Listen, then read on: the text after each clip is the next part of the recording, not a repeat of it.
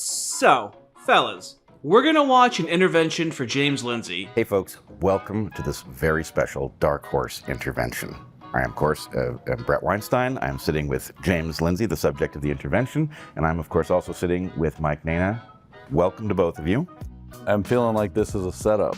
Well, yeah, Okay. That's the only way this works. Calling everything, including an Arby's sandwich, woke right.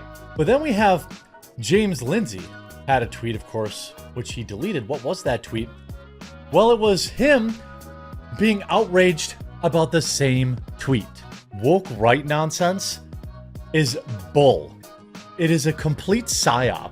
It is a pathetic attempt for people who were once popular to try and get popular again. This idea, this woke right terminology that James Lindsay has been desperately trying to make a thing, that Jordan Peterson has desperately been trying to make a thing. It's not a thing. This single Arby's beef and cheddar, or ham and Swiss, has completely destroyed the woke right narrative and the leftoids. His friend Bret Weinstein will be handling him with kid gloves, as I will be removing my gloves, exchanging them for bowling balls, and dilapidating James's cranium. Many people have gone through stages toward coming to terms with James Lindsay's departure from reality and the death of his academic legitimacy. Some are still in denial. Others are angry if you bring it up. Many are bargaining and still trying to give James good faith and charitability. Only James is depressed. And most people on this channel have accepted his descent into the Lolcow Hall of Fame. I, however, am at a different stage. I'm at the stage where I embolden a dissident right-wing movement by supporting everything that terrifies James Lindsay. Just like how people walked away from the left into centrist spaces, people are walking away from James, independently researching paleoconservatives and how they predicted what's been happening today since the 80s. No enemies to the right. We have woken up to a critical consciousness of elite Jews and commies flooding the West with mass migration, trying to demoralize us into accepting the new normal to complete their frogs in a boiling pot, death by 1,000 cuts genocide of white people. My favorite part is I can say verbatim everything James is afraid of, and he'll never mention me because I'm telling the truth, and James has a diagnosable phobia of the truth. But you didn't come here to hear me talk, you came here to hear me mock. Allow me to guide us through Bret having no idea what James is talking about, even though James has been ranting and raving about the woke right for 9 months. But in any case, we decided to have this conversation because you, James, have been on the hot seat for, is it months now? Getting on 9 months. 9 months. I can imagine that you're feeling back on your heels. You've taken a tremendous amount of heat, and a lot of it has been very ungenerous to you. That's true. What a little baby, Bret goes, and they've been ungenerous to you. And James goes, that's true. None of the kids like me and I don't know why. When you talk about the woke right, I don't get it. And then when you tell me who's in the woke right, I really lose track of how you've gotten there. So maybe you want to articulate what it is that you're saying, and this will give me the opportunity to ask questions about it. And the fact that what James hands over never lands with me is a red flag. Because my sense is I ought to be able to figure out, if he's pointing to a natural grouping, I ought to be able to find it, having had a hint about what it looks like, whether I like the term woke right or not. I ought to be able to find that thing and then say, it shouldn't be a amorphous thing that runs through my fingers every time. And I must tell you, I'm having the exact experience right here. Dude, he said this into the advertisement. Subscription. Let me I still don't know Let me which try one. something different Yeah. with you, Bret. And at the risk of us again going on a different off-track track, what would you say? For 9 months now, I've been listening to James Lindsay try to describe what the woke right is. Why should right now be any different? In terms of, and I'm not doing this like gratuitously. Weird thing to say. I mean this, but not biological evolution, but mimetic evolution. What would you describe? We'll take it out of the context of now and intersectionality and all this. Let's go back in time a century. Now imagine he's this bloviating, and every day he acts like it's his first day in his period on the internet. What is to you the relationship between communism or Marxism and fascism as its reaction against it? What's the evolutionary relationship of ideas?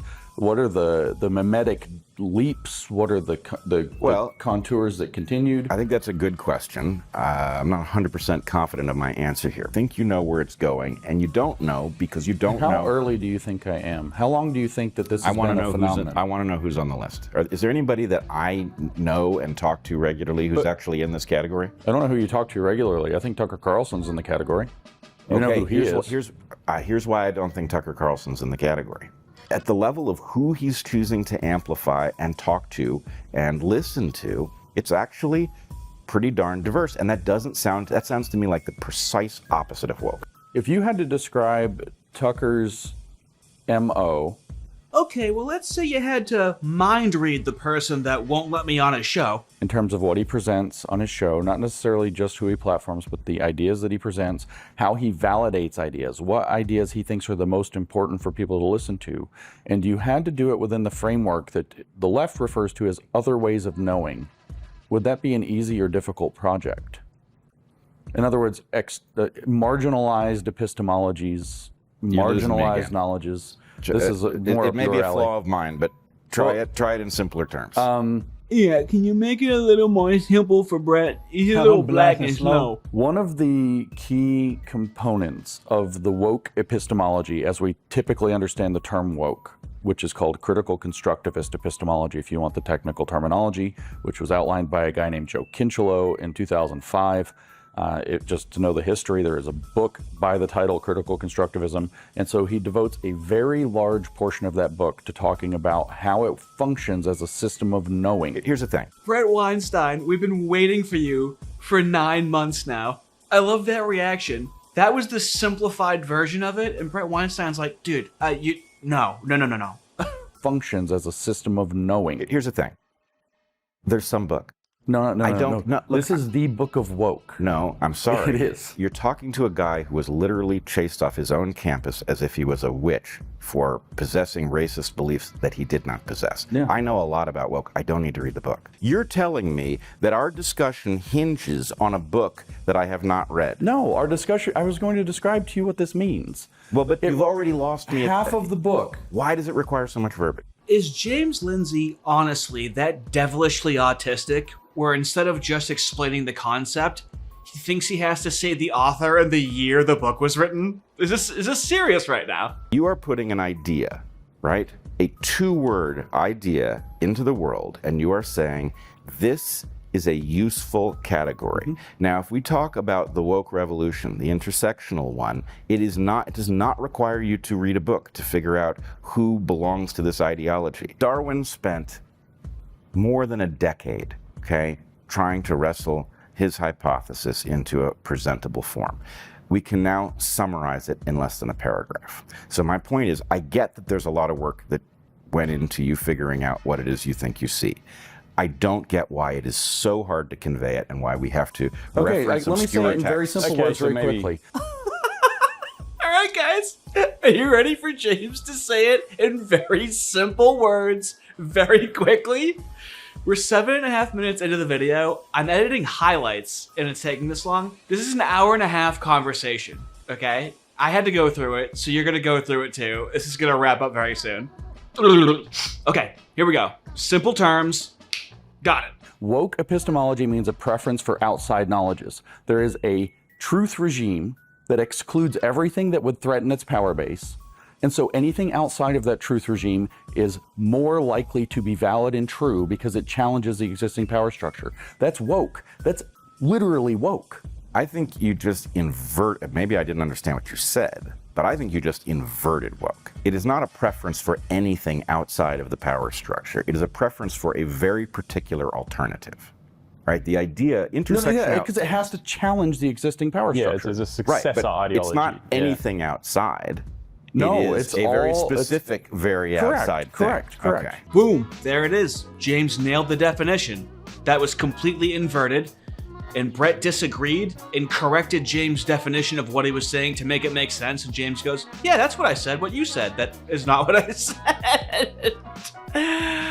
But let's jump to 1 hour and 14 minutes in, where Bret's gonna say, you've only given me one name in 1 hour and 14 minutes. And James is gonna go, here's a second name. And you wanna know what? The definition of woke right people who hurt my feelings. I've wanted since the beginning of our conversation a list of people, and the only guy we've got is Tucker Carlson, and I don't How think many names do you want? You just aren't going to know most of them. Okay. Auron MacIntyre at the Blaze. I know him. He's woke. He's woke as hell. Is he excluding people? He's spent the last 2 years trying to convince the world that I hate Christians so that Christians won't invite me. Okay. Yes. He accused me on his podcast, not his Blaze show, of openly calling for the assassination of the sitting vice president so that people would think that I'm a horrible person. He devotes entire shows, to my watching at least, knowing me, where every 3 sentences he says about me, at least 2 of them are malicious lies. Okay. So I can't speak to those things. I haven't seen them. So this is going to be very slight, but very important. These are the postmodern tendencies of the narcissist. James is going to make a fact claim, and then he realizes he's making a fact claim which can be fact-checked and proven true or false. So then he's going to morph it into plausible deniability, which then has it make no real sense. He devotes entire shows, Fact claim, he devotes entire shows. to my watching at least, knowing me, He devotes entire shows, to my watching at least, knowing me. where every 3 sentences he says about me, at least 2 of them are malicious lies. Bro, what even is that claim? So even if you push back and disagree with him, he would just revert back to, well, that was just to my watching at least, knowing me. Even his accusations are convoluted. A normal person would say he devotes entire segments of his show to trashing me or spreading malicious lies about me, whatever it is. But with James, it's every 3 things he says, at least 2 things are negative about James, which means we are counting in 3s, and sometimes it's 3 out of 3, and sometimes it's 2 out of 3. What? Where every 3 sentences he says about me, at least 2 of them are malicious lies. You weird nerd. But James is not perfect, okay?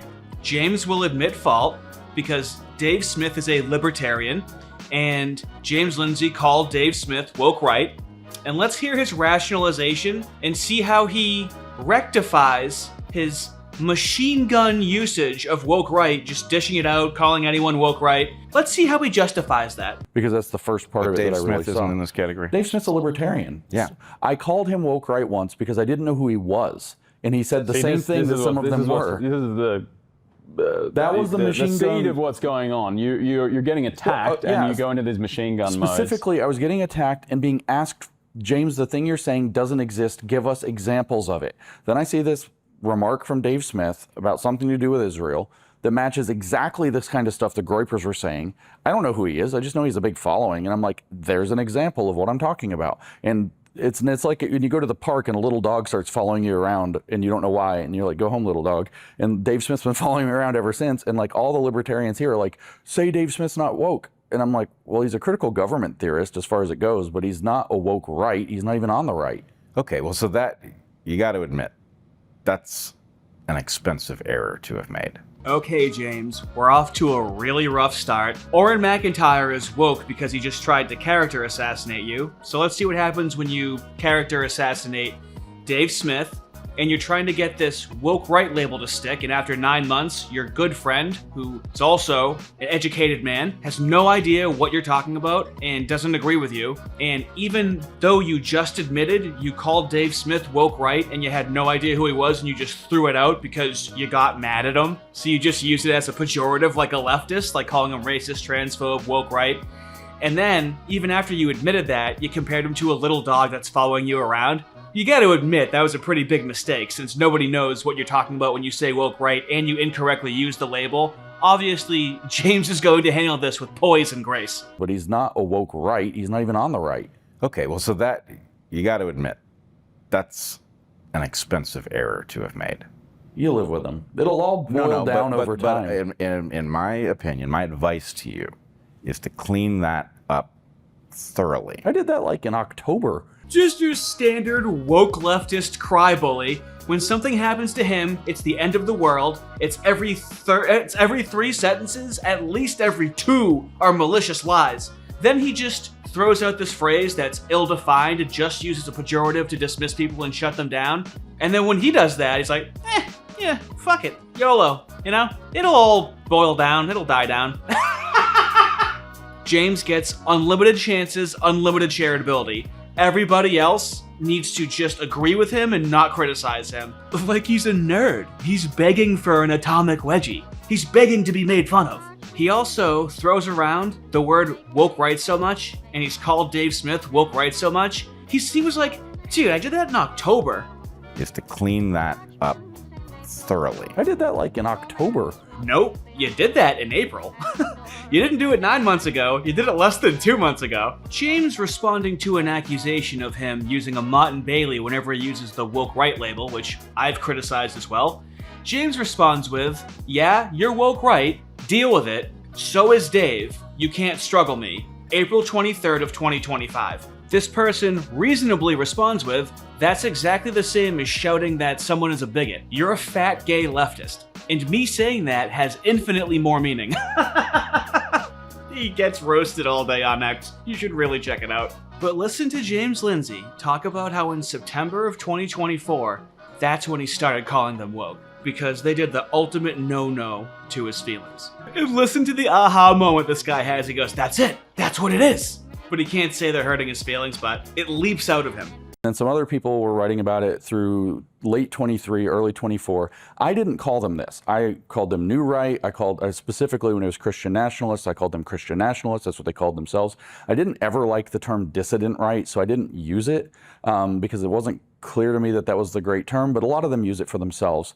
And then what happened to me in September last year, so 24, this is when I changed my mind and said they're woke.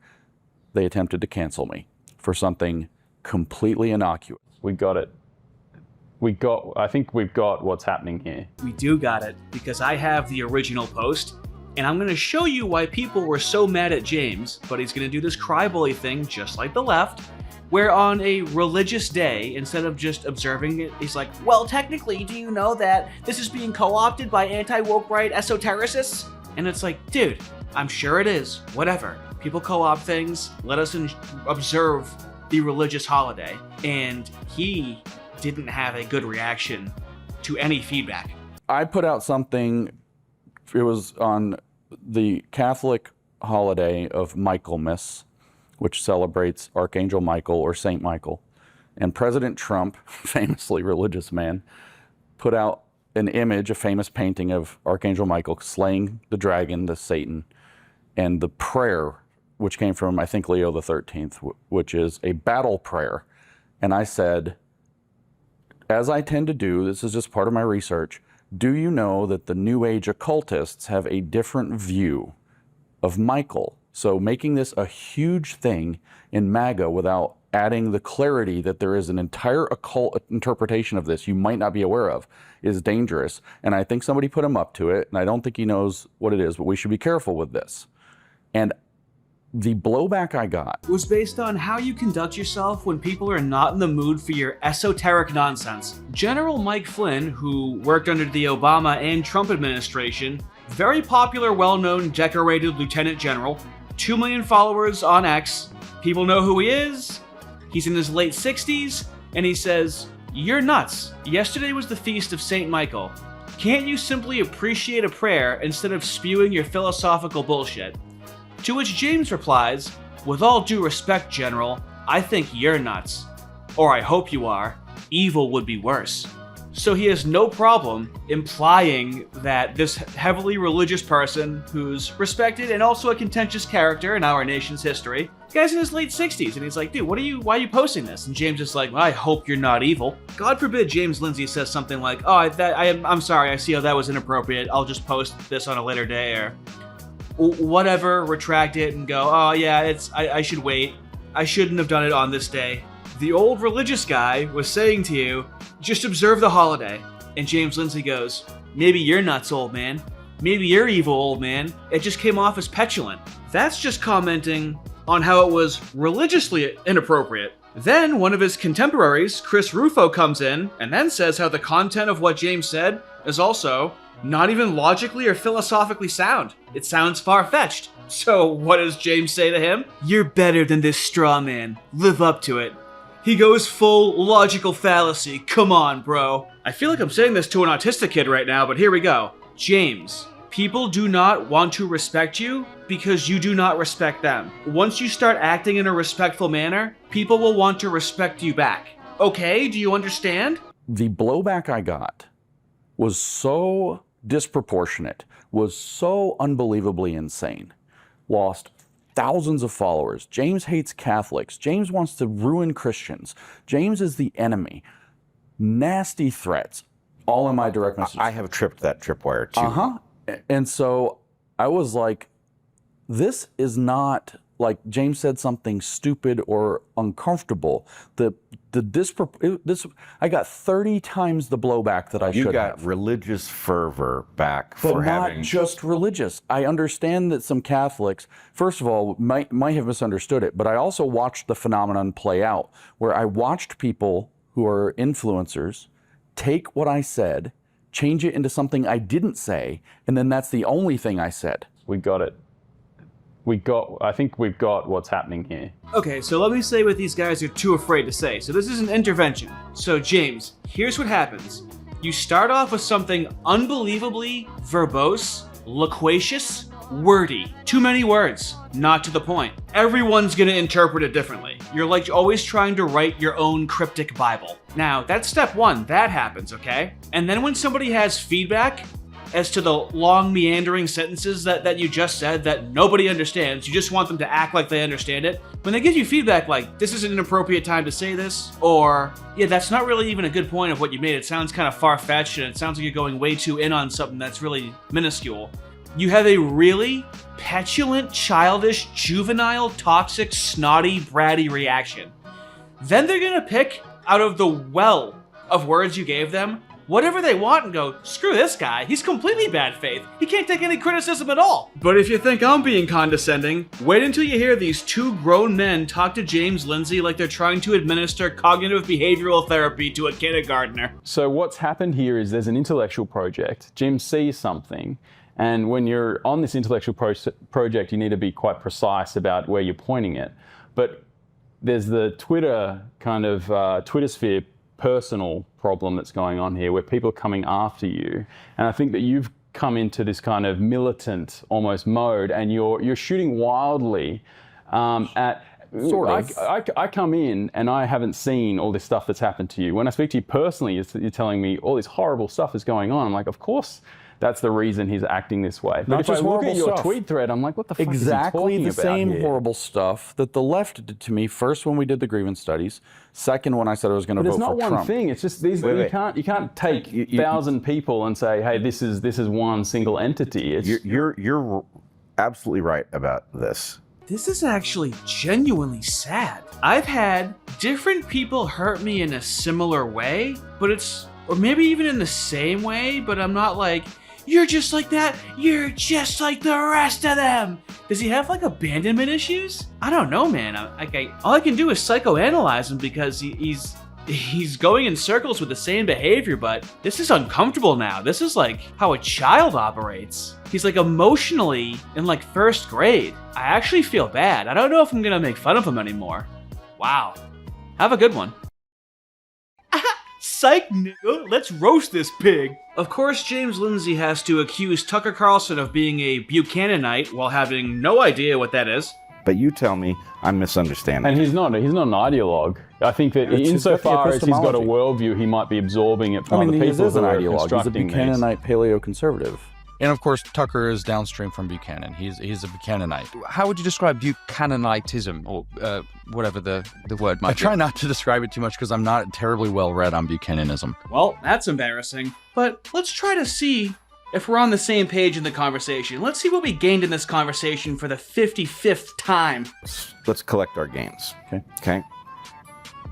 I think Mike and I both have the sense that you are seeing something, that it is worth being alarmed over, but that you're very early in spotting it, and that maybe, I'm now speaking for myself, you say if you agree, that you may be jumping the gun on both the ability to define it and the understanding of how likely that trajectory is to unfold in some sort of nightmare scenario.